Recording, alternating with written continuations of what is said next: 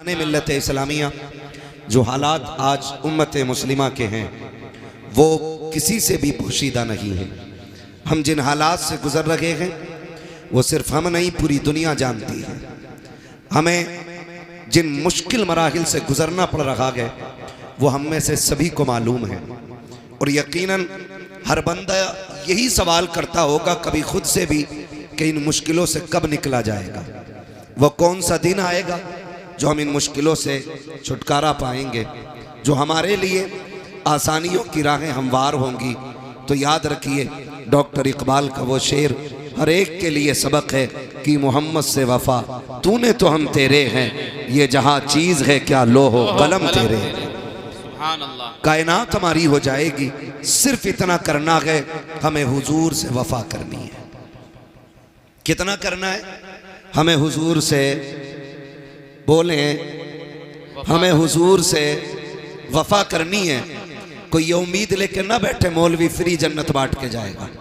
जन्नत मेरे बाप की नहीं, जन्नत रसूल पाक की है। मैं मीठी बातों की वजह से आपने मुझे नहीं बुलाया, मेरी कड़वी बातों की वजह से आपने बुलाया होगा। और मेरा मिजाज है, मैं आईना हूँ दिखाऊंगा दाग चेहरे के, जिसे खराब लगे सामने से हट जाए। अगर बात कड़वी लग जाए ना तो माफ करना या ना करना, अच्छी लगे तो दिल पे लिख के ले जाना, अच्छी लग जाए तो दिल पे लिख के ले जाना। मैं कोई बहुत पढ़ा लिखा बंदा नहीं, बस हुजूर के दीन का छोटा सा खादिम, और यही ड्यूटी लगी है कि आप लोगों से बात करता हूँ, यही मेरी ड्यूटी है। आपसे मेरी इतनी गुजारिश है कि हुजूर से वफा करनी है हमें, और हुजूर से वफा करने के उसूल आप याद रखिएगा। कभी कभी बहुत खुशी होती है कि जब आप देखें कि हुजूर की नामूस की और इज्जत की और उनकी अजमत की बात आती है ना, तो बिना किसी फर्क के पूरी कौम रोड पे उतर आती है। वहां फिर ये नहीं रहता कि हुजूर के लिए उलमा ही निकलेंगे, हुफाज निकलेंगे, कुर्रा निकलेंगे, बल्कि मस्जिद के इमाम से लेकर के मजदूरी करने वाले शख्स तक, और मजदूरी करने वाले बंदे से लेके किसानी करने वाले किसान तक, और किसान से लेकर के घर के अंदर फ्री टहलने वाले नौजवान तक, और उस फ्री वाले से लेकर के स्कूल पढ़ने वाले तालिब इल्म तक, हर शख्स रोड पे उतर के कहता है अगर बात हुजूर की इज्जत की आएगी तो सिर्फ नबी हमारे नहीं, नबी कायनात के लिए नबी बन करके आए। सुभान अल्लाह, सुभान। ये कुसूल है। यहाँ आके कलेजा ठंडा होता है। आप देख रहे हैं थोड़े थोड़े शोशे छोड़े जाते, लेकिन माफ कीजिएगा आज सबसे बड़ा इस उम्मत को जो नुकसान पहुंच रहा है हमारी कौम में छुपे हुए दलालों से पहुंच रहा है। मैंने बहुत कड़वी बात कह दी, अगर कोई हो तो सुधारे अपने आप को, बुरा ना माने। ये हर गांव की कहानी है। कल जहां जलसे में गए ना कमरुद्दीन भाई, वहां पता ये चला कि दो मुस्लिम पार्टियां हैं प्रधानों की। एक पार्टी ने जलसा कराया, दूसरी ने बैंड लगवाया, और दोनों ही कलमा पढ़ने वाले लोग, दोनों ही कलमा पढ़ने वाले लोग। एक ने कहा कि भाई प्रधान जी बोल रहे हैं, हम बच्चों ने प्रोग्राम रखा है, तो कह दिया ठीक है कर लो। दूसरे ने कहा 5000 पब्लिक है, पूरा गांव मुसलमानों का, और जबकि हमारे जलसों में कोई विवादित गुफ्तगू और झगड़ालू लोग कभी नहीं आते, इसलिए कि ये हुजूर की महफिल है, यहां आवारा और गुंडों का कोई काम भी नहीं है। लेकिन उसने क्या कहा, उसने कहा 5000 पब्लिक है, जलसा बंद कराओ वरना झगड़ा हो जाएगा। लो फिर बैंड लग गया। हुआ यूं कि पैसे गए, जलसा हो गया। नुकसान किसका हुआ? बोल सकते तो बोले पीछे वाले लोग। किसका नुकसान हुआ? हमारा नुकसान हुआ। आपसे सिर्फ इतनी बात कहने के लिए आया हूँ। आज जो हवाएं चल रही है ना, दौर का तकाजा है, हालात का तकाजा है। कुल उम्मत मुस्लिमा को एक जगह इकट्ठा होना पड़ेगा। और जो आपसी इख्तलाफात हैं, किसी के मैंड का झगड़ा, किसी के खेत का झगड़ा, किसी के प्लॉट का झगड़ा, किसी के रास्ते का झगड़ा, किसी की जमीन का झगड़ा, किसी की इज्जत का झगड़ा, किसी की नाक का झगड़ा, किसी की मूंछ का झगड़ा, ये जितने झगड़े हैं ये सारे एक तरफ रखो और सब मुस्तफा की गुलामी में आकर के एक दूसरे के शाना बशाना हो जाओ और दुनिया को बता दो मुस्तफा के चाहने वाले न कल अलग थे न आज अलग है। खुदा की कसम, जिस तरह मुस्तफा ने कलमे की रस्सी से कल जोड़ा था, आज भी उम्मत उसी रस्सी से जुड़ी हुई नजर आ रही। नारे तकबीर, नारे रिसालत, मसलके आला हजरत मौलाना हम्माद रजा मुरादाबादी। सुभान अल्लाह, सुभान। आज सबसे ज्यादा जरूरत है इत्तेहाद की। अपनी सफों में इत्तेफाक पैदा करें, वरना ये बहुत जिम्मेदार लोग बैठे हुए हैं। कोई मस्जिदों में सैकड़ों लोगों की क़यादत कर रहा है, कोई मदरसे में सैकड़ों बच्चों की जिंदगी सवार रहा है, कोई अपनी दरसगाह में ऐसी तरबियत दे रहा है कि कुरान वालों की दुनिया भी बेहतर हो जाए, आखिरत भी बेहतर हो जाए। मैं नहीं जानता आप इनके बारे में क्या कहते होगे।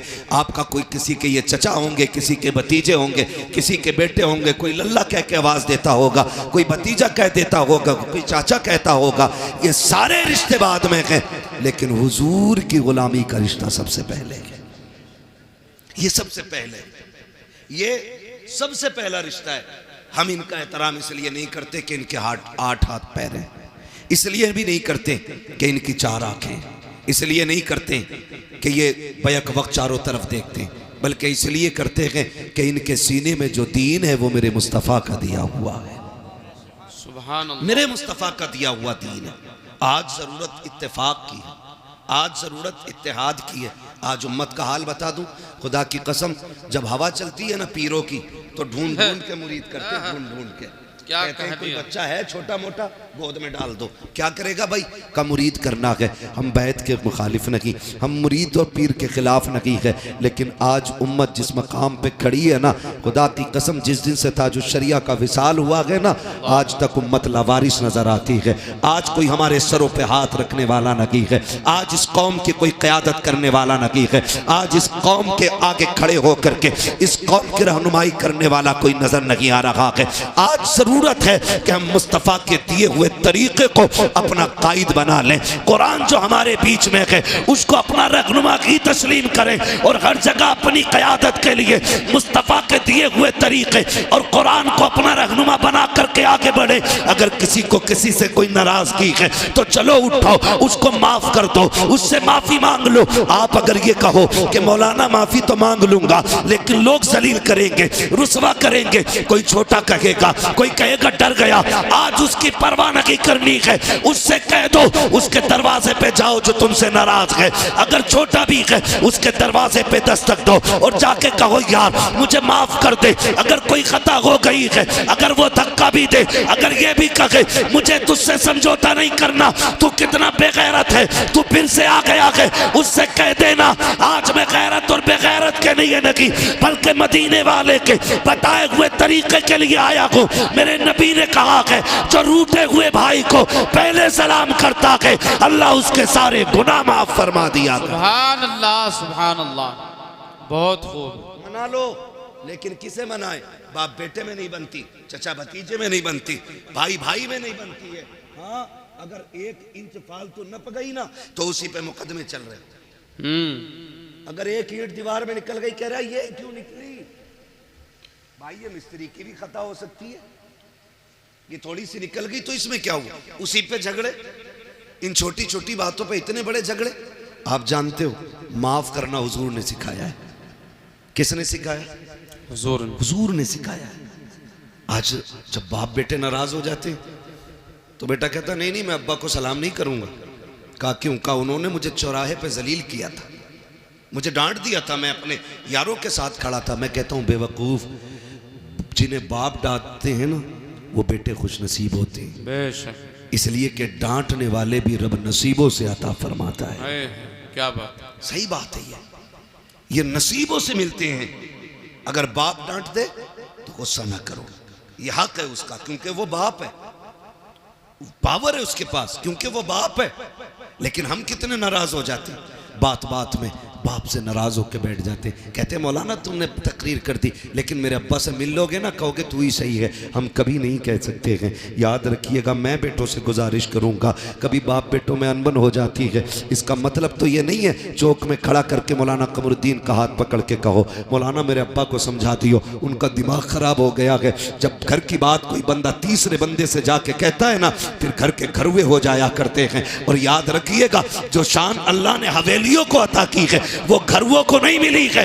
हवेली जितनी बड़ी होती है शान उतनी बड़ी होती है। तुम 10 फीट से 5 फीट में आ गए, 5 फीट से 3 फीट में रह गए, क्यों? क्योंकि एक दूसरे की सूरत देखना नहीं चाहते। ये निजाम तो मुस्तफ़ा ने नहीं दिया था, ये तरीका तो आका करीम ने नहीं दिया था। मिंबर रसूल है, सरकार जलवागर है, आका करीम तकरीर फरमा रहे हैं। और तकरीर के दौरान मेरे नबी ने कहा था, सुनो मेरे सहाबा, जिससे उसके अपने नाराज हों वो मेरी महफिल से उठ के चला जाए, मुझे उसकी कतन जरूरत नहीं है। जैसी आका ने इतना कहा है, एक सहाबी नौजवान उठे हैं, तोड़ करके गए, अपनी खाला की चौखट पे खड़े हो जाते हैं। और खाला वो है जिसने अभी कलमा नहीं पढ़ा है। आका करीम ने कहा था, जिससे अपने नाराज हो वो मेरी महफिल से उठ के चला जाए। अब मुझे बता तो सही, अगर बाप से नाराज बेटा जलसे में आके बैठेगा तो क्या मिलेगा? जब उसे नबी की महफिल में बैठने की इजाजत नहीं है तो इस महफिल में आके उसे क्या मिलेगा?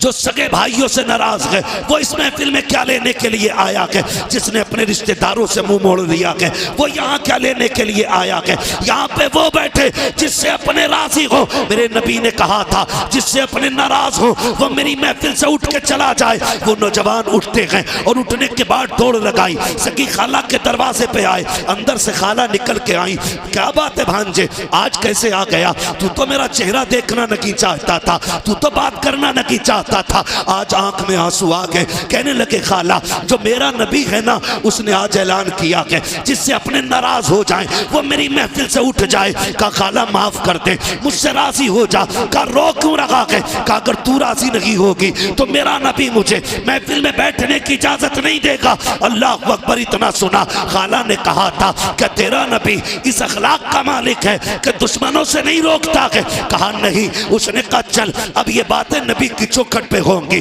खाला ने हाथ पकड़ा है, भांजे को नबी की चौखट पे लाई है और आका को इशारा किया, सरकार बाहर आए। कहा कि आपने कहा है जिससे अपने नाराज हो वो उससे मैं नाराज हूँ। कहा जी।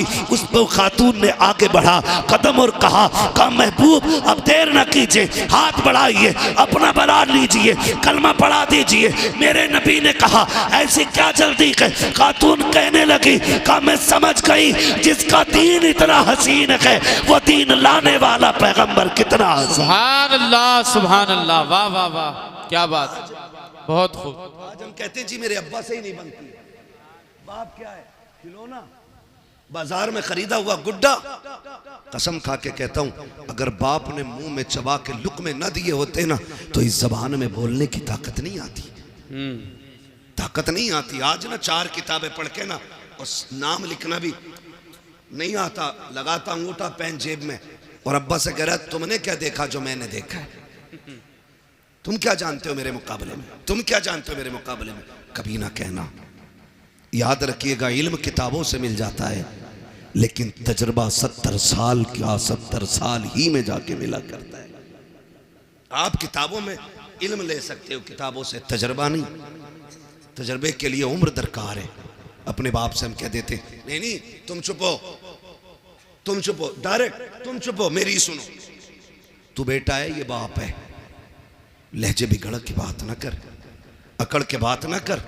तू नहीं जानता है, खुदा की कसम ये इतनी बड़ी जात है, अगर ये नाराज हो जाए तो रब नाराज हो जाता है। क्या बात, रब नाराज हो जाता, रब नाराज हो जाता। घर के अंदर रिश्तेदार आए तो बेटा अब्बा को बोलने का मौका नहीं दे रहा। अरे चुप हो तुम, तुम्हें कोई बोलना आता मैं बात करूंगा। मैं बात करूंगा। हाँ तेरी जबान अच्छी है ना, अब बुढ़ापा आ गया, उसकी जबान कांप रही है, अब वो बात करता है ना तो होठ कांपते हैं, क्योंकि आसाब कमजोर हो गए हैं, जिसमें जवाब दे गया है, इसलिए तुझे लगता है ना इसे बात करनी नहीं आती। लेकिन अब भी अल्लाह की इज्जत की कसम खा के कहता हूँ, जब इसके हाथ उठते गए ना तो फिर खुदा की रहमतें इसके टूटे लहजे पे बरसने लगती हैं। आज भी जब ये रब को आवाज देता है, उसकी रहमतें आवाज के साथ साथ बरसती है। तू किससे कह रहा है बात करने का सलीका नहीं है? तुझे पता है जब बड़ी बड़ी बातें बिगड़ जाती है तो इसी के टूटे लहजे बिगड़ी बातें बना दी। सुभान अल्लाह। कभी अपने बाप से ये मत कहना कि तुमसे बोलना नहीं आता। और कई बार कहते तुमने क्या किया हमारे लिए, आए दिन क्या किया, क्यों तुझे 5 बीघे में कोठी बना के देते और तू दुनिया में ठाली रहने के लिए आया। क्या किया तुमने मेरे लिए? क्या हो गया बेटे? कहा उसकी बिल्डिंग देखो बन गई, उसकी बन गई, और जितनी तुम्हें दादा ने दी थी तुम उतनी हवेली में जी रहे हो। कभी ये बात ना कहना। अगर तुम्हारे बाप ने इमारत नहीं बनाई, मजदूरी करके तुम्हें पाला है ना सिर्फ, तो फिर अपने बाप के कदम चूमा करो और कहा करो शुक्र है तेरे इन मेहनतों का, हम तेरा शुक्रिया अदा करते हैं कि तूने हमें पसीना बहा के हलाल के लुक़्मे खिलाए, किसी का खून बहा के हमें हराम के लुक़्मे नहीं खिलाए। ये अपने बाप से भी कहा कर, अपने बाप से। मगर हाय अफसोस हमारी कौम का हाल ये, जब बाप से उठा नहीं जाता ना, जब बाप बिस्तर से नहीं उठ पाता है ना, और कभी बिस्तर गंदा हो जाता है, बुढ़ापा क्या आया, अब तो सारे इल्जामात बाप के सर आने।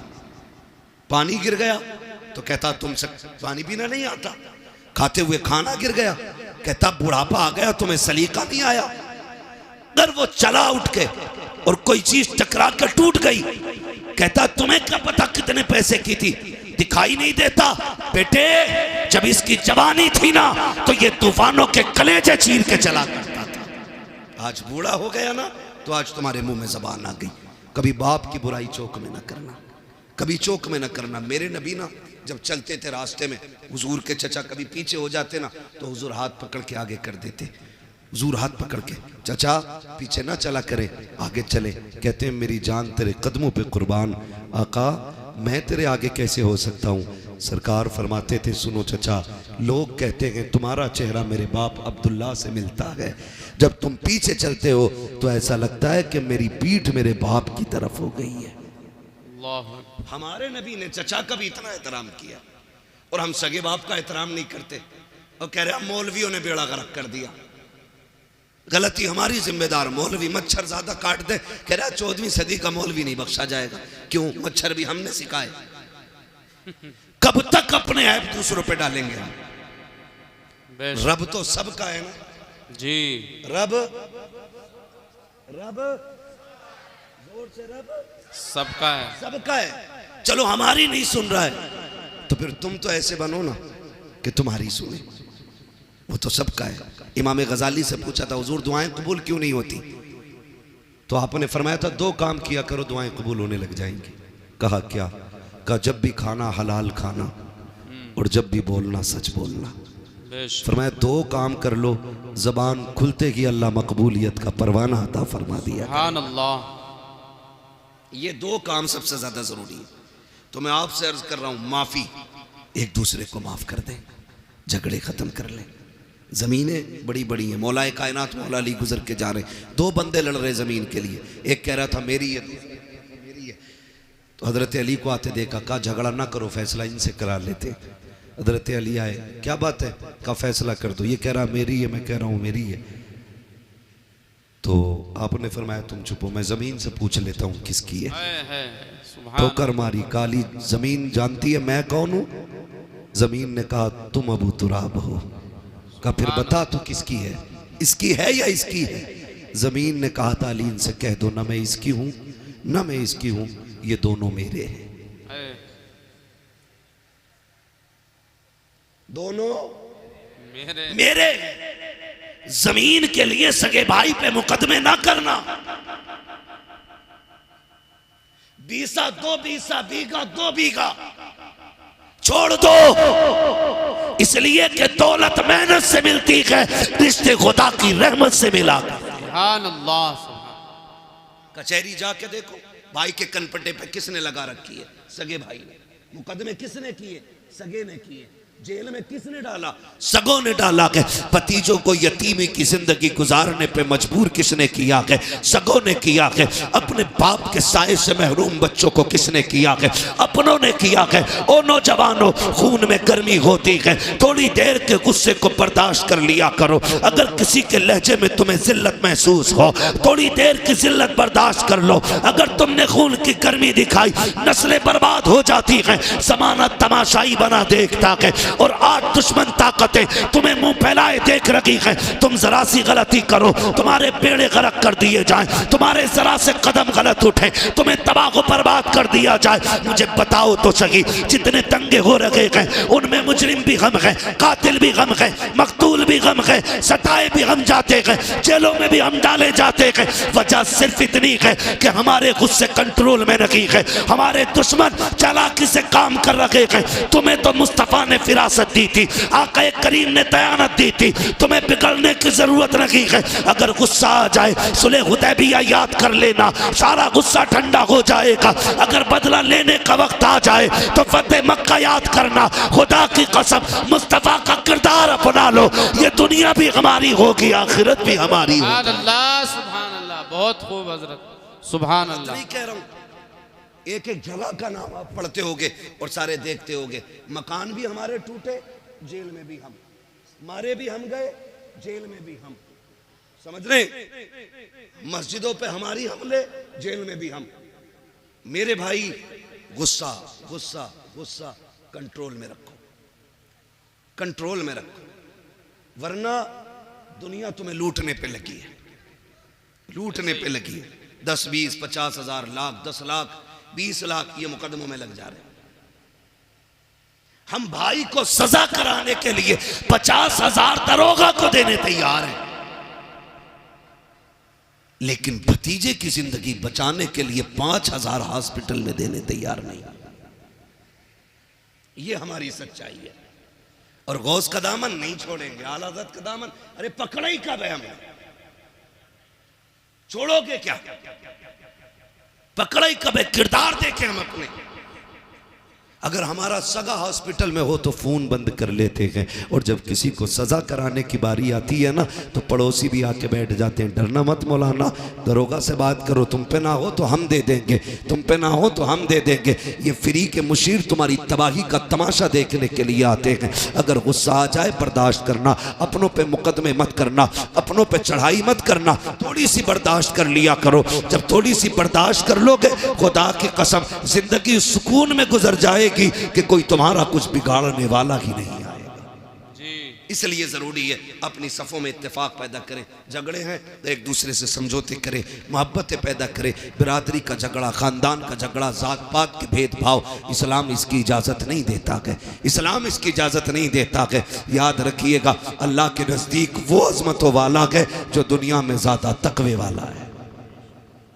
जैसा आपका तकवा वैसा ही आपका मकाम अल्लाह की बारगाह में बुलंद है।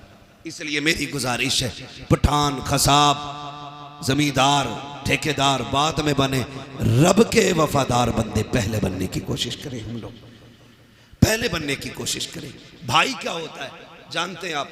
आज जाके देख लो, हॉस्पिटल में जितने भी झगड़े होंगे भाइयों ने मारा होगा। थाने में जाके देखो तो दोनों तरफ भाई होंगे। कचहरी में जाके देखो, एक वकील के बिस्तर पे भाई है तो दूसरा भी भाई है। ये कंडीशन है। भाई क्या होता है? करबला सुनी है ना, जानते हो ना करबला? करबला में एक भाई को हुसैन कहा जाता है, दूसरे भाई को अब्बास कहा जाता है। तवज्जो है सारे लोगों की? मैं बताने लगा हूं भाई किसे कहते हैं। एक भाई को हुसैन कहा जाता है, दूसरे को अब्बास कहा जाता है। अब्बास वो है जिसने कभी इमाम अली मकाम का नाम नहीं लिया था, पूरी जिंदगी कभी भाई कह के आवाज नहीं दी थी, जब भी कहा था आका कह के आवाज दी, अपना सरदार कह के आवाज दी, कभी भाई नहीं कहा था। इतना अदब था, इतना अदब। जब करबला में गाजी अब्बास मैदान जाने लगे ना तो मेरे इमाम ने कहा था, अब्बास का जी आका का एक बार मेरे सीने से लग जा। दौड़ के आए, सीने से लग गए। आपने कहा मुझे भाई कहने लगे मेरी माँ उम्मे बनीन ने कभी सिखाया ही नहीं था कि मैं आपको भाई कहूँ। कहा बचपन से मुझे सिखाया था कभी हुसैन को भाई ना कहना। मैंने कहा था अम्मी उनका बाप भी अली, मेरा बाप भी अली, मैं भाई क्यों ना कहूँ। तो मेरी माँ ने कहा था तू उम्मे बनीन का बेटा है, वो फातिमा ज़हरा का बेटा है। ये अदब सिखाए गए, ये अदब, ये तहजीब सिखाई गई। काश तो भाई कह दे। गाजी अब्बास ने उस दिन कहा था भाई। खुदा की कसम जब जाने लगे तो फिर हुसैन रोए। गाजी अब्बास ने कहा था आज अकबर को लाकर खेमे में रखा, नहीं ऐसे रोए जैसे अब रो रहे हैं। मेरे हुसैन ने कहा था तेरे बाद करबला में मुझे भाई कहने वाला नहीं रहेगा। ये भाई होता है। और तारीख गवाह है, मैदान करबला में गए, तलवारें चली, जब आप घोड़े से नीचे आने लगे एहतराम किया करो, छोटे बड़े की कदर किया करो। आज हमारे घरों का माहौल ये है कि जो कमाता ज़्यादा है उसकी इज्जत ज़्यादा है, चाहे छोटा हो या बड़ा हो। अगर छोटा है तो वो बड़े का बाप बन बैठा है। अगर बड़े भाई ने मेहनत करके छोटे को पैसे दे के पढ़ाया है तो पूरे कलम की ताकत छोटे वाला बड़े भाई पे निकालता है। देख मेरे कोट की ताकत ये है, मेरे कलम की ताकत ये है। ओ भाई अपने बड़ों का एहतराम किया करो। जब गाजी अब्बास करबला के मैदान में गए, सवारी से नीचे आए थे, कहा था अदरिकनिया हुसैन, हुसैन मुझे आके संभालो। आका हुसैन ने दौड़ लगाई और आवाज देते गए अब्बास कहाँ हो कहाँ हो। ये कहते कहते दौड़ लगे गए। एक कोने से आवाज आई हुसैन मैं यहाँ हूँ। आपने जाते जाते पहला बाजू उठाया, कहा इन्ना लिल्लाहि व इन्ना इलैहि राजिऊन। दूसरा बाजू उठाया, दोनों बाजुओं को सीने से लगाया। समझ गए मेरे गाजी के बाजू कटे गए। तारीख गवाह है जब हुसैन गए गए गाजी के पास, एक आंख में तीर लगा गए, दूसरी आंख में खून भरा गए। आपने कहा था आगे हुसैन, कहा जी। आका हुसैन ने भाई का सर गोद में रखा है। अब अदब देखिए भाई ने भाई का कैसे किया है। आज भाई का भाई गला काटने के लिए तैयार है। अपने फायदे के लिए अपनों को जमीन में दफनाने वालों कान खोल कर सुनो, रिश्ते कैसे निभाए जाते हैं। जब गाजी अब्बास का सर हुसैन की गोद में आया था, मेरे इमाम ने कहा था गाजी खैर तो है, कहते शुक्र है रब का। फिर गाजी अब्बास ने कहा था हुसैन मुझे मालूम है कि तुम मुझे लेके जाओगे। कहा हाँ। कहा मेहरबानी करना मुझे खेमे ना लेके जाना। कहा किस लिए। कहा सुबह से इतनी लाशें उठाई हैं कि तेरे बाजू थक चुके हैं हुसैन, अब तू तन्हा रह गया है, हुसैन मुझे लेके ना जाना। कहा सुन अब्बास मैं यहाँ कैसे छोड़ दूंगा, खेमे में तेरी ज़ैनब को तेरा इंतजार है, उम्मे रुबाब को तेरी राह पे आके जमी है। कहा सुन तो सकी, सकीना भी तो तेरा इंतजार कर रही है। गाजी अब्बास ने कहा था हुसैन अगर तुम मुझे लेके गए और सकीना ने पूछ लिया चचा तुम तो पानी लेने गए थे, पानी किधर गए, तो जवाब क्या दूंगा। अल्लाह अकबर, तारीख गवाह है। मेरे हुसैन ने भाई के सर को सीने से लगाया, कहा कोई ख्वाहिश हो तो बता। गाजी अब्बास ने कहा था हुसैन अगर मेरे हाथ होते तो तकलीफ ना देता, मेहरबानी कर मेरी एक आंख में तीर लगा के दूसरी आंख में खून भरा के मेरी खून वाली आंख को साफ कर दो। कहा किस लिए। कहा जाते जाते आखिरी निगाह तेरे चेहरे पे डालना चाहता हूँ। ये रिश्ते होते गए। गाजी अब्बास की आंखों से जैसी खून साफ हुआ है, सीने के पार भी तीर है, सीना चलनी है, बाजू कट चुके हैं, पूरा जिस्म लहू लगान है। लेकिन जब हुसैन को देखा लबों पे मुस्कुराहट आ गई। कहा मुस्कुराए क्यों। कहा मैं वो खुशनसीब हूँ कि जिसको आखिरी लम्हे में ये सादत मिली है। मैं उस चेहरे को देख रहा हूँ जिस चेहरे को मदीने वाला बार बार छुमा। सुभान अल्लाह, सुभान अल्लाह। ये सुभान अल्लाह होते हैं। और फिर आखिरी सांस ली और हमेशा के लिए खामोश हो गए, हमेशा के लिए खामोश हो गए। भाई कदर करो, रिश्तों की कदर करो। मैं क्या बताऊं हुसैन किस तरह भाई की जिस्म को खेमे में लाए थे। मेरे अजीजों ये जो रिश्ते अल्लाह ने दिए ना, इनकी कदर कर लें हम। खुदारा निकल जाए इन झगड़ों से, निकल जाए इन नफरतों से। हमें मोहब्बत बांटनी है, मोहब्बत बांटनी है। ना गोरे को काले पे फजीलत है, ना अमीर को गरीब पे फजीलत है, ना किसी तुर्क खान पठान शेख को किसी फ़कीर किसी अंसारी पे कोई फजीलत है।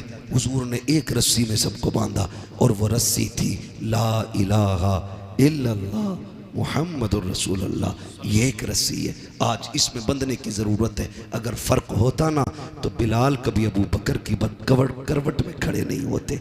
अगर फ़र्क होता ना तो बिलाल कभी उमर के बाजू में खड़े नहीं होते। अगर फ़र्क होता तो फतह मक्का के दिन मेरा नबी बिलाल को काबे की छत पे कभी ना चढ़ा। क्या बात, क्या बात। हमने इतने झगड़े पैदा कर लिए, हम एक दूसरे को जलील करने पे लगे हुए, एक दूसरे को नीचा दिखाने पे लगे हुए। ये तो मर के पता चलेगा ऊंचा कौन है नीचा कौन है। हम कौन होते हैं फैसले करने वाले। निकले हम इन झगड़ों से और वो माहौल पैदा करें कि हम दुनिया को बता दें कि मोहम्मद से वफा, तूने तो हम तेरे हैं, ये जहां चीज है क्या लोहो कलम तेरे हैं। और सिर्फ यही रिश्ते नहीं, यही रिश्ते नहीं, अगर थके ना हो तो थोड़ी बात आगे बढ़ा लो। थके तो नहीं है ना अभी, आप नहीं थके ना अभी। जो लोग नहीं थके वो कह दें जरा या रसूल अल्लाह। मैं तो आप लोगों की हिम्मत और मेहरबानी कि इतनी रात तक आप बैठे हुए हैं, क्योंकि मैं पूरे 2 घंटे लेट यहां पहुंचा हूं। अल्लाह आपको सलामत रखे। बस अगर सुनना चाहते हो तो मैं सुनाऊं, लेकिन यह भी अच्छा नहीं लगता ना जबरदस्ती अपनी बात किसी पे थोपी जाए। तैयार है सुनने के लिए? जरा कह दें या रसूल अल्लाह। हमारे कुछ भाई खड़े होकर सुनने, अल्लाह इन्हें सलामत रखे। हाँ, ये भी बड़ी बात है, क्योंकि इतनी देर खड़ा रहना भी छोटी बात नहीं है, बड़ी बात है। हाँ, और माशाल्लाह खड़े वाले बंदों ने भी हाथ उठाया है, कभी और खड़े रह सकते, आप बैठे रह सकते। ये शाहपुरा इतने बड़े बड़े मौलाना लोग यहाँ रहते और आप सर हिला के कह रहे बैठ सकते हैं ना थोड़ी देर। सलामत रहें माशाल्लाह। हाँ, बस मैं अर्ज करूं आपसे, एक ये रिश्ता भाई का भाई से रिश्ता, फिर एक रिश्ता और बेटी का रिश्ता, बहन का रिश्ता, ये भी मजबूत करने। कोई भी किसी का भी दामाद हो, उससे मैं गुजारिश करना चाहूंगा, ससुराल में जाके तोप ना बना करो। दामाद है, कोई तूफान नहीं है तू। हमने ऐसे भी हज़रत दामाद देखे जिनकी मोहल्ले में कोई औकात नहीं अपने, वो ससुराल में टांग पे टांग रख के बैठे होते। सही बता रहा हूं। हाँ, मोहल्ले वाले कहते हो पुनवा, मतलब सही से नाम भी नहीं लेते मोहल्ले वाले, और ससुराल में को वैल्यू बनाई है इसने, रोला बना के रखा। पढ़ा लिखा भी ससुर है ना, कह रहा इनसे पूछो भाई हमारे बड़े दामाद हैं, तो वहां इतनी लंबी अलग ही रख रहे हैं अपनी। सुने, अल्लाह ने एक जिंदगी मुकम्मल की है, बेटी के जरिए, बहन के जरिए, बीवी के जरिए। ये जिंदगी के बड़े अहम हिस्से हैं। अगर बेटी ना हो तो आंगन सूना, अगर बहन ना हो तो हवेली सूनी, अगर बीवी ना हो तो घर सूने। ये तीनों अहम रिश्ते हैं, और सबसे ज्यादा जुल्म इन्हीं पे होता है, सबसे ज्यादा। वो दामाद जिस गरीब ने अपने घर 300 रुपए का जूता नहीं पहना होता, वो ससुर से 1800 रुपए लेता जूतों के लिए। ना करो ये, इतने आसान कर दो रिश्ते कि जिस तरह बाप को बेटों पे नाज होता है, उसी तरह बाप को दामाद पे नाज होना चाहिए। ईद गुजरी है, ईद, रहम करो यार, हाथ जोड़ रहे हैं तुम्हारे आगे। 1.5 लाख की ईद ही गई है, ये रस्में चल गई है। ईदी में क्या 3 किलो छुआरे, हाँ 1.5 किलो बादाम, 2 किलो किशमिश। खागा कौन? का दामाद। 1 क्विंटल सामान भेजा, दूल्हा बन के फिर भी ऐसे ही आया जैसे भीगी मुर्गी। ये जबरदस्ती के लोड है, खत्म करो ये जबरदस्ती के लोड, ये नहीं रहने चाहिए। सिर्फ वो रखो जो इस्लाम ने रखा है। हमें अपनी तरफ से फालतू नहीं बढ़ाना, नहीं बढ़ाना। ये अलग बात है कि दामाद का लीवर इतना कमजोर होता है कि बादाम खाते ही बीमार। ये कंडीशन है। इसलिए मेरे अजीज फालतू के खर्चे बंद करो। आज गरीब सोचता कि बेटी रुखसत कैसे की जाएगी, आज कमजोर सोचता कि बेटी के हाथ कैसे पीले किए जाएं। इसलिए कि मैंने कई गरीबों को कहते सुना कि रिश्ता पक्का तो कर देते, लेकिन बीच में ईद आ रही है, 1 लाख का खर्चा बढ़ जाएगा, ईद के बाद रिश्ता पक्का किया जाएगा। यार जो गुंजाइश वाला है वो तो कभी भी कर सकता है, लेकिन गरीबों का जीना हराम किया है ऐसी कसरत दौलत दिखाने वालों ने जो 1-1 लाख की ईदियां दे रखे हैं।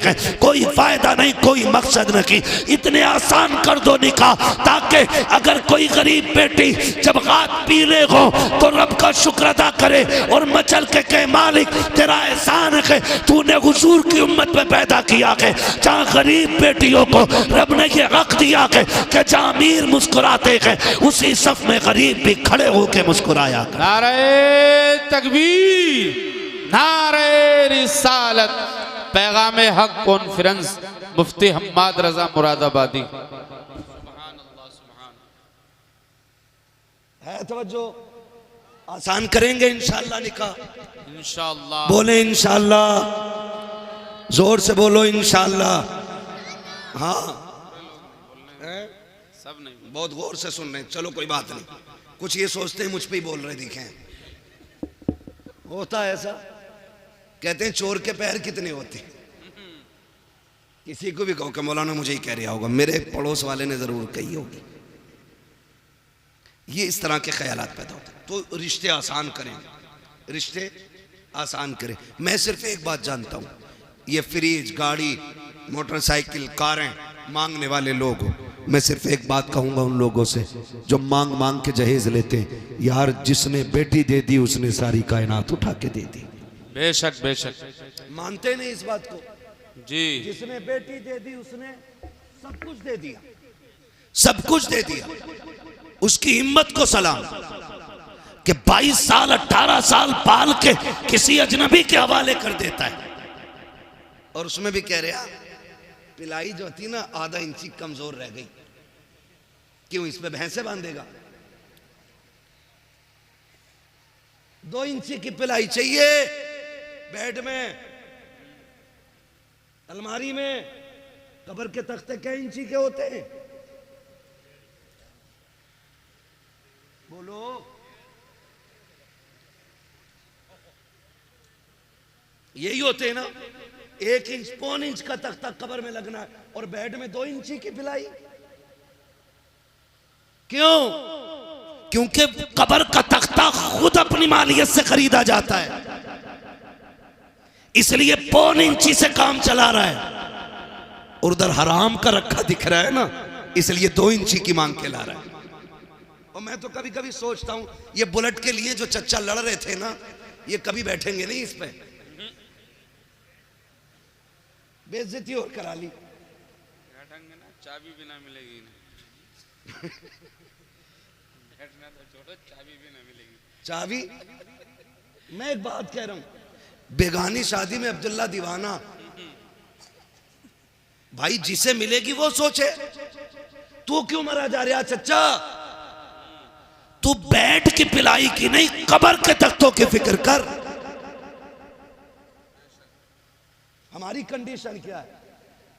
दूल्हा बनता है बेटा, और बाप की खुशी का उस दिन ठिकाना होना भी नहीं चाहिए, क्योंकि ये बाप है और जो दूल्हा बना वो इसका। इसमें भी शक है क्या?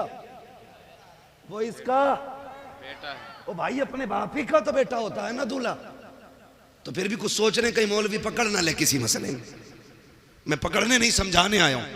वो इसका। और ऐसे ना आज बैग यूं दबा के इधर इधर इधर इधर, खाना ठीक है, रोटी तो कच्ची नहीं रह गई, मिर्च सही है, हड्डी तो बेकार नहीं है, इसकी तो हड्डी ठीक है, अब तू लड़की वाले की हड्डी और चबा ले। ये कंडीशन होती है हमारी शादियों की।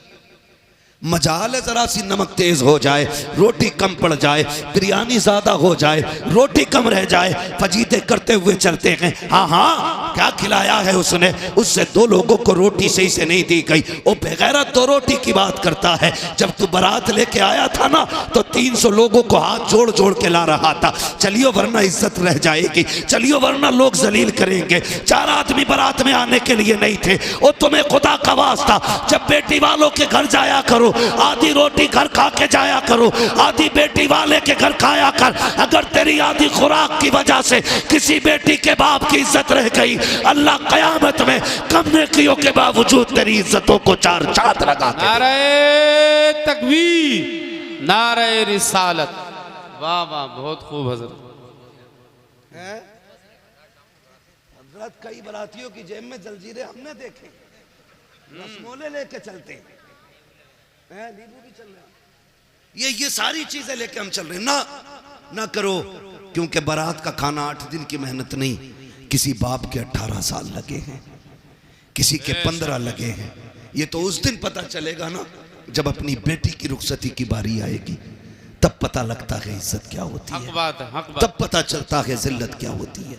हाँ, मुखिया बना फिर रहा, कह रहा बोटी ठीक है, सब कुछ नाप तोल के इंच लगा के सारा लिया। और जब निकाह में इमाम साहब ने कहा, कह रहे कितने चल रहे हैं जी, तो मौलाना ने भी कह दिया जब सबके बढ़ रहे तो हमारे भी बढ़ा दो, 5 चल रहे हैं। ऐसे कूदा जैसे बरैया ने काट लिया। कह रहा तुम्हारे यहाँ नए तरीका, हमारे यहाँ तो 1500 चल रहे। झूठ तो बोल ही देता है। चलें या ना चलें, बचाने की कोशिश कर रहा है। अच्छा, मैं भी कभी कभी सोचता हूँ कि जो लोग 5 स्टार होटल में खा करके 100-150 रुपए टिप्स दे देते हैं, जब वो 3 रुपए 4 रुपए फायदा कमाने वाले सब्जी बेचने वाले से सौदा करते हैं, तो फिर उससे 1 रुपए के लिए क्यों लड़ते हैं? मरे जाते। यार गरीब को दिया करो, गरीबों पे लगाया करो। इमाम ने 5000 मांग लिए, कह रहे आप बुलाओ कलवा के अब्बा को, उनको भी बुलाओ जिन्होंने रिश्ता कराया है। कहा ये पहले क्यों नहीं बताया था, यहाँ 5000 चलते हैं, हम तो मौलवी अपना लेके आते। मैं कहता हूँ गैरत कर, जब बेगैरती दिखाता है तब तुझे पैसे दिखाई नहीं देते, जब तुझे अपनी शान बनाने की बारी आती है तब तुझे पैसे कम लगते हैं। जब इमाम को देने की बारी आई तेरा कलेजा फट जाता है। ओ भाई, इमाम को ज्यादा से ज्यादा दिया करो, इसलिए कि बेनमाजी खाएगा तो कम मिलेगा, नमाज वाला खाएगा सवाब अल्लाह ज्यादा अता फरमाए। सुभान अल्लाह, सुभान। लेकिन यहाँ के फिर सुई नाप तोल करते, इसलिए निकाह आसान करेंगे इंशाअल्लाह, करेंगे इंशाअल्लाह। सुबह से ही भूखे तो न रहेंगे। एक और वो कहते हैं ना बबर सिस्टम है, क्या कहते हैं उसे, स्टैंड खड़े में जो खाना, स्टैंडर कहते हैं ना, हाँ स्टैंडर ही कह, मैं उसे लोग कहते हैं। हम लोग जो गांव के लोग हैं, हमको इतने बड़े शहर के थोड़ी हैं यार, गांव के घर की ऐसी समझ लो। कह रहे स्टैंडर में है खाना, कह रहा स्टैंडर में, कह रहा तो मैं भी जाऊंगा वहां जाके वो बदतमीजी खाने पे, और फिर कह रहे खाने में बरकत नहीं हो रही। सुने, मैं गारंटी के साथ कहता हूँ, सुन्नत के मुताबिक खाना खिलाया करो, खुदा की कसम बरकतें भी नाजिल होंगी और निकाह में खुदा की रहमतें भी नाजिल होना शुरू हो जाए। बेशक बेशक। तो मैं आपसे जो बात कर रहा था, मैं ये कह रहा था, ये रिश्ते हमने इन पे बड़ा जुल्म किया। बेटी का रिश्ता, बहन का रिश्ता, माँ का रिश्ता, ये सारी हमने मजलूम बना दिए, सारी मजलूम बना दिए। रिश्ते बहुत अहम होते हैं, इन्हें जोड़ने की कोशिश करो, तोड़ने की कोशिश नहीं करनी है, इन्हें जोड़ने की कोशिश करनी है। ईद गुजरी है, ईद उस दिन गुजरे, टांडे में 3 दिन ईद चलती है, अब तक चल। इतनी बेगैरती है हमारी कौम के अंदर, क्योंकि अभी कटा नहीं ना हमारा कोई दीन के लिए, इसलिए ईद भी 3 दिन करेंगे, बदमाशियां भी करेंगे, डीजे भी बजाएंगे। ईद खुदा की तरफ से बहुत बड़ा तोहफा है, हम इसकी इज्जत करें, हम इसकी कदर करें। ईद के नाम पे टांडे बच्चियां भेज दी कि हक है उसका ईद में जाना, नहीं, ये गलत है। जो हक है वो दो उनको, जो नहीं है वहां उन्हें फ्री ना करो। दीन बड़ा मुश्किल है, वरना सच बताओ, जब तेरी मेरी बेटी बेपर्दा किसी बाजार में जाती होगी, फिर खातून जन्नत की बेटी सैयदा ज़ैनब के दिल पे क्या गुजरती होगी। खुद सोचो जरा, बेशक वो सोचती नहीं होंगी हमने खानदान दे दिया लेकिन पर्दा नहीं दिया था, हमने अपनों की लाशें देखी हैं, बच्चों के कटे सर देते, लेकिन हमने हुजूर का दिया हुआ पर्दा नहीं छोड़ा। तो फिर क्या जवाब होगा अगर क़यामत में उन्होंने पकड़ लिया तो। इसलिए खुदारा हम अपने रवैयों को बेहतर करें, रवैयों को बेहतर करें। ईद गुजरी है ना, कई लोग ना बेटियों को फ़ोन, ना बेटियों को बुलाना, क्यों कि दामाद से अनबन हो गई थी। समधी जो हो ना, समधी भी मुझे तो कहीं कहीं ऐसा लगता कि पूरे आतंकवादी होते। सही कह रहा हूं, कह रहा जाऊंगा नहीं, मूछ का मसला और जागा मेरा लड़का भी नहीं, निकाह लड़के का हुआ, अब्बा तुम्हारा नहीं हुआ है। बेटी पे सितम न करो वरना अल्लाह ऐसा रगड़ेगा सारी समझीगिरी निकाल देगा। जो बने बैठे ना हम समझी हैं, ना करें। बाप को बेटियां बड़ी प्यारी होती हैं, बेटियों को कभी माँ बाप से जुदा ना करें, खुद भी इनके साथ शामिल हो, इनको भी माँ बाप के साथ भेजें, उनके पास भेजें ताकि बेटियों की खुशियों में कमी ना रह जाए। ये हम सभी पे लाजिम है, इन रिश्तों को निभा के चलें। और बस आखिरी बात आपसे ये कह के मैं बात ख़त्म करूं कि हम जिस सोसाइटी में जी रहे हैं ना, उस सोसाइटी में सबसे अहम और सबसे ख़ास बात यह है कि हमें पढ़ना होगा, आगे बढ़ना होगा। जी, जिसके पास 50 बीघे ज़मीन है वो पढ़ाते ही नहीं, कह रहा ट्रैक्टर हैगा तो ये जोतेगा, अगर कलम ले लेगा तो जमीन कौन देखेगा। एक साइन में सारी छिन जाती है। जमीन मजबूत ना करो, औलादे मजबूत बनाओ। जी जी, आपके पास 50 बीघे के 5 बीघे बेच के बच्चों को पढ़ाइए और बच्चों को इतना मजबूत बना दो कि वो किसी पे बोझ ना बने बल्कि दूसरों का बोझ खुद उठाने लगे। बेशक बेशक, पढ़ाइए अपने बच्चों को। और आने वाला दौर बम का नहीं, बारूद का नहीं, कलम का दौर है। जी,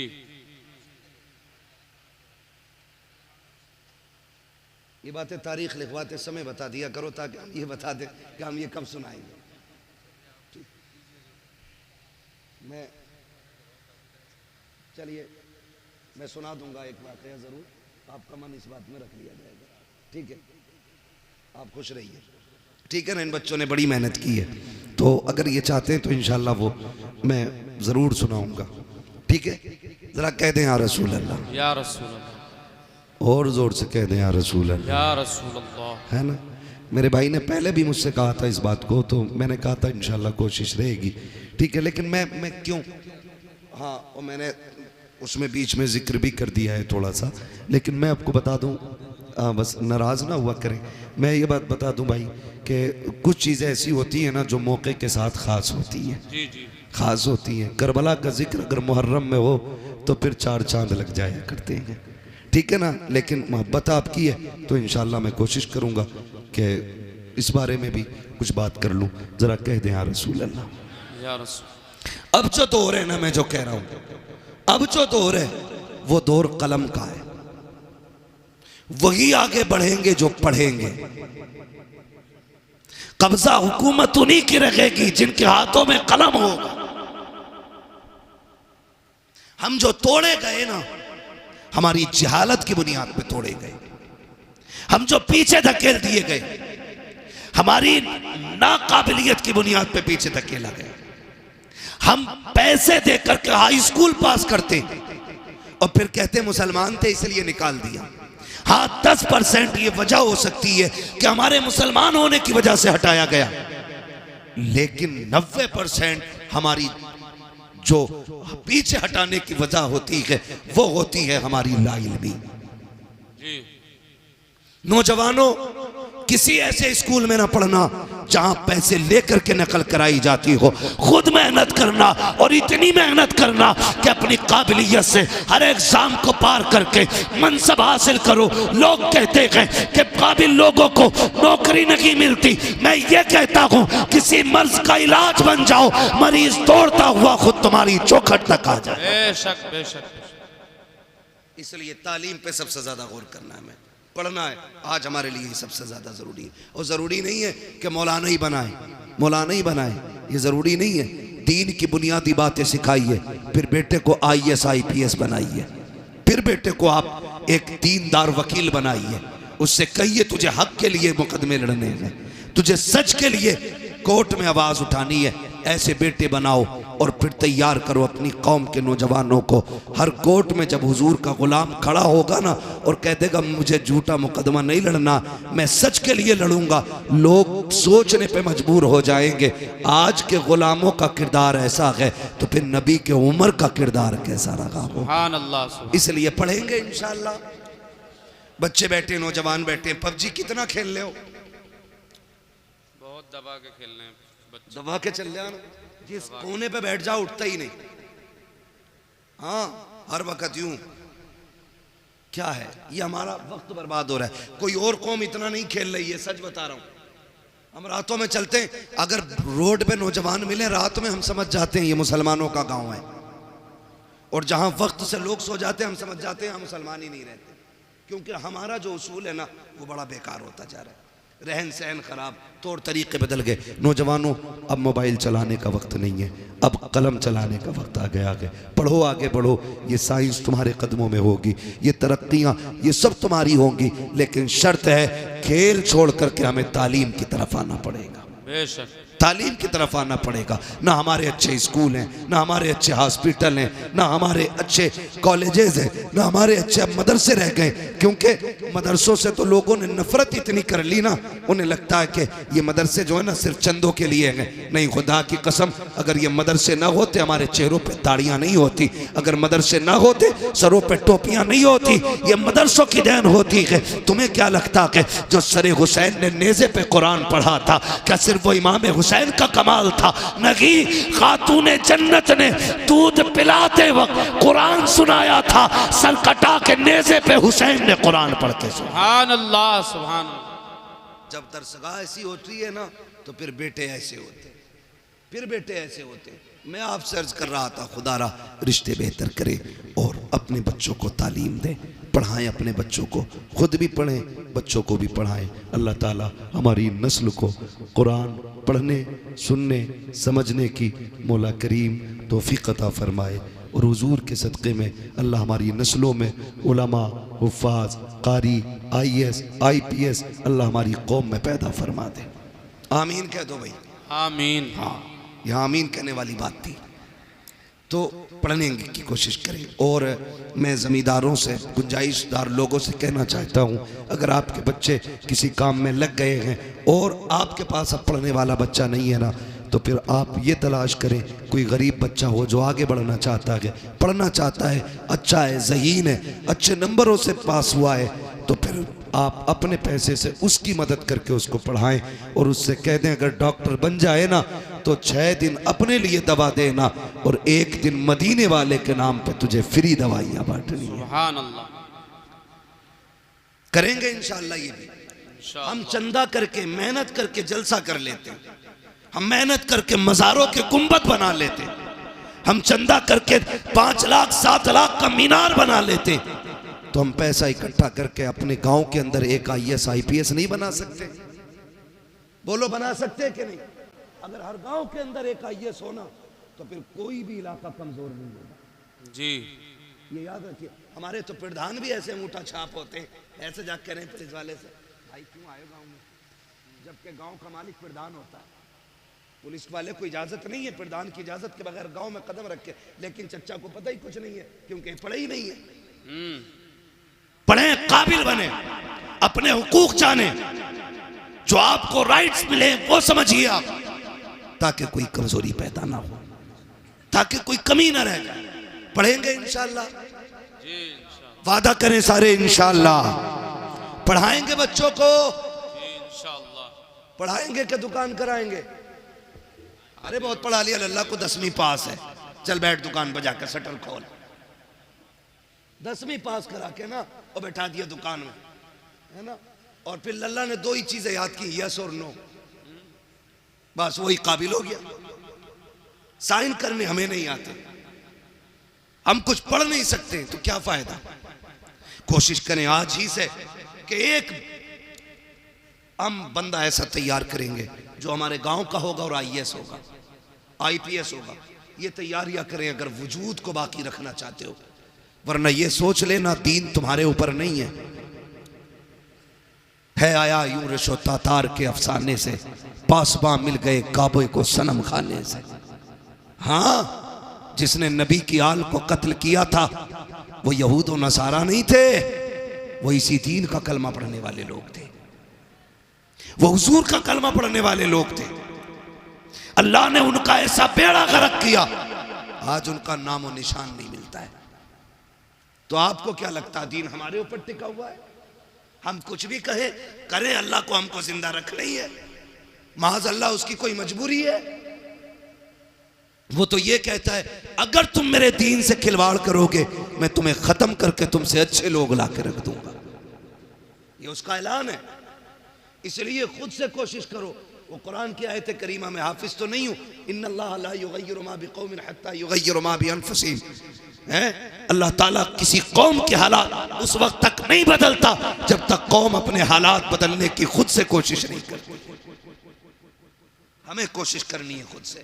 हमें फिर आप कोशिश करें, कामयाबी देना रब का काम है। करेंगे इंशाअल्लाह। इसी दीन के लिए करबला में शहादतें हुई हैं।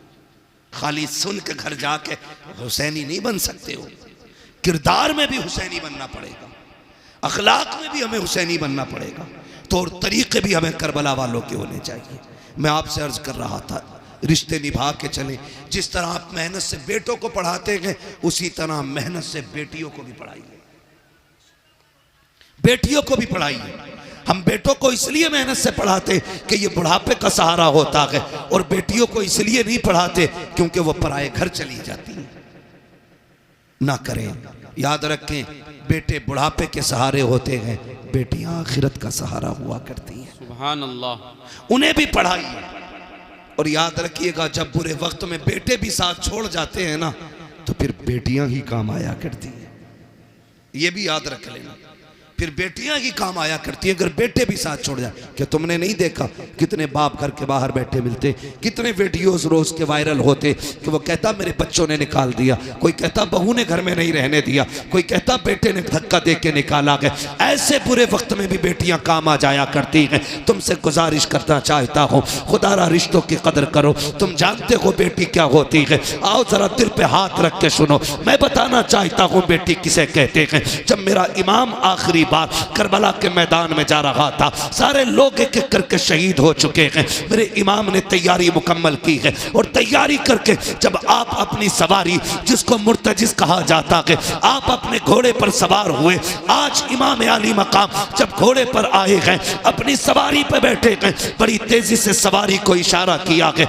एक मर्तबा नहीं 11 मर्तबा हुसैन ने एड़ लगाई थी, लेकिन वो मुर्तजिज जो बैठते ही हवाओं से बातें करता था, जिसकी रफ्तार बड़ी तेज थी, 11 मर्तबा इशारा किया, घोड़ा आगे नहीं बढ़ा। आपने कहा मुर्तजिज क्या बात है, क्यों आगे नहीं चलता है? क्या तुझे पता नहीं है ज़ैनब खेमे के दरवाजे पे खड़ी है, उम्मे रुबाब भी खड़ी है, जल्दी कर, अब हुसैन को यहाँ ना रोक बल्कि खेमे की जल्दी से खेमे के आगे से हटा, करबला के मैदान में ले चल। सबकी बेकरारी बढ़ती जा रही है, आप कह रहे हैं लेकिन मुर्तजिज आगे नहीं बढ़ता। आपने कहा था मुर्तजिज मैं जानता हूँ तूने भी 3 दिन से पानी नहीं पिया है, सुन मैं करीम इब्ने करीम हूँ, सखी इब्ने सखी हूँ, मैं तुझे तकलीफ नहीं देना चाहता, जा तेरी मर्जी है। हुसैन तुझे इजाजत देता है, चाहे तो नहरे फुरात जाके प्यास बुझा ले, चाहे तो कूफा चला जा या वापस शहर मदीना चला जा। ये कह के आपने जैसी सीन से पैर निकाला है, अल्लाह अकबर, मुर्तजिज वो घोड़ा कहता मालिक मुझे कुव्वत गोयाई अता कर दे। अगर आज भी मैं नहीं बोला मौला हमेशा के लिए रुसवा हो जाऊंगा। जब मुर्तजिज ने इतना कहा है, अल्लाह ने उसको कुव्वत गोयाई अता की। लोग कहते हैं हुसैन का घोड़ा कैसे बोल सकता है, वो तो जानवर है। मैं कहता हूँ अगर असहाब काफ का कुत्ता बोल सकता है तो क्या अली के बेटे का घोड़ा नहीं बोल सकता? क्या बात है, क्या बात, बहुत खूब है। तवज्जो, मुझे नहीं लग रहा आप सुनने के लिए बैठे, बस जो हुए गलत उनको माफ़ फरमाए रब कायनात। ज़िंदगी ने दिया साथ, फिर होगी मुलाकात। चमन रहा फूल खिलेंगे, ज़िंदगी रही फिर मिलेंगे। सारे लोग कलमा शरीफ पढ़ लीजिए, ला इलाहा इल्लल्लाहु मुहम्मदुर रसूलुल्लाह व मा अलैना इल्लल बलाग। अस्सलामु अलैकुम।